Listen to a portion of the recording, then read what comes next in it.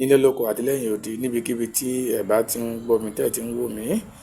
Eléyìí ni ọ̀rọ̀ tí bàbá wa Sunday Adéníyì Adéyẹmọ Igboho Òòsà owó baba dami ẹkùn ọkọ̀ Fúlàní Alapaji of Yorùbá land tí wọ́n bá wa sọ láti ìlú Germany lórí ọ̀rọ̀ ìjàngbara orílẹ̀-èdè Yorùbá. Gẹ́gẹ́ bá a ṣe mọ̀ wípé bàbá wa Sunday Adéníyì Adéyẹmọ wọn ò fọkàn sọ́pọ̀ àwọn sí Yorùbá nìsan mọ́ wọn, wọ́n sì dúró lórí ẹsẹ̀ wọn méjèèjì. Wọ́n wá fẹ́ kí a farabalẹ̀ kí a jọ gbọ́ ọ̀rọ̀ ìsítí tí wọ́n bá wa sọ lórí ìjàngbara náà. Gbogbo ọmọ kóòtù òjíire nílé lóko àti lẹ́yìn odi níbikíbi tí oníkálukú wa bá wà.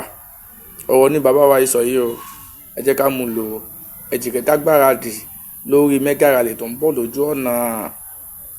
Mega rally ń bọ̀ lójú ọ̀nà, ẹ jẹ́ ká lọ gbáradì. Mega rally eléyìí kìí ṣe eré, kìí ṣàwàdà o. Èyí tá a fẹ́ bẹ̀rẹ̀ yìí tí wọ́n bá fún wa ní nǹkan tá a fẹ́, àní wọlé o. Bàbá ti jáde, àní wọlé o. Abọ́lọ̀ gba nǹkan tá a fẹ́ ká tó wọlé. Gbogbo ọmọ kóòtù òjíire, ẹ lọ gbáradì o, ẹ lọ gbáradì o. Yorùbá nation la fẹ́, Yorùbá nation la fẹ́, no going back. Ẹ jẹ́ ká gbọ́ ọ̀rọ̀ tí wọ́n bá wa sọ.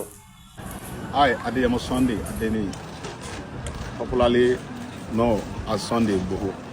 I'm a typical Yoruba man. So, and I have my green card. This is my green card.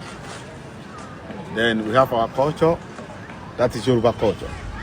We call it Yoruba culture. Our culture is so beautiful all over the world.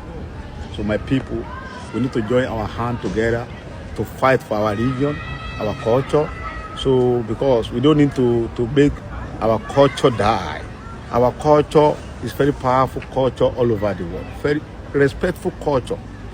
I'm in Germany right now. See, I'm around the Fegesack. We call this area Fegesack. See, beautiful, see beautiful area in Germany. So my people, I'm begging you, we don't need to fight ourselves.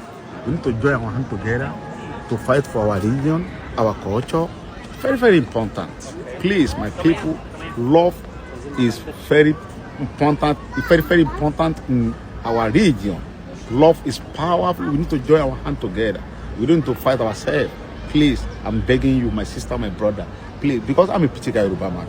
My language is very important to me. I'm not an Englishman. I'm a Yoruba man. So love is very important. Please, my people, I'm begging you. God bless you all over the world. Mwah.